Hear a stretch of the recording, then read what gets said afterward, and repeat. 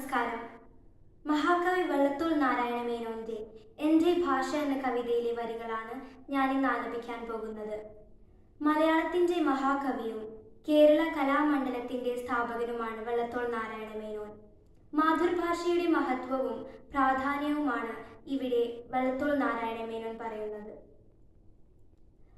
മിണ്ടിത്തുടങ്ങാൻ ശ്രമിക്കുന്ന പിഞ്ചിളം ചുണ്ടിന്മേലമ്മിഞ്ഞ പാലോടൊപ്പം അമ്മ എന്നുള്ള രണ്ടക്ഷരമല്ലയോ സമ്മേളിച്ചിടുന്നതൊന്നാമതായി.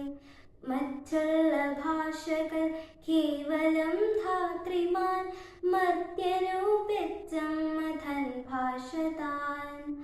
മാതാവിൻ വാത്സല്യദുഗ്ധം നുകർന്നാലേ പൈതങ്ങൾ പൂർണ്ണ വളർച്ച നേടൂ.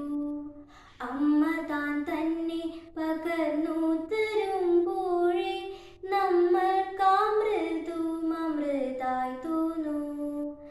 ഏതൊരു വേദവും ഏതൊരു ശാസ്ത്രവും ഏതൊരു കാവ്യവും ഏതൊരാൾക്കും ഹൃത്തിൽ പതിയണമെങ്കിൽ സ്വഭാഷതൻ വക്രത്തിൽ നിന്നു താൻ കേൾക്ക വേണം.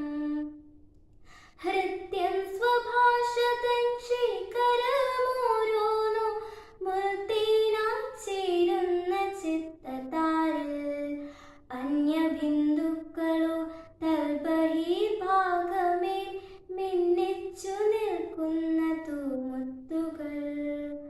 മറ്റുള്ള ഭാഷകൾ കേവലം ധാത്രിമാൻ, മർത്യനു പെറ്റമ്മ തൻ ഭാഷ താൻ.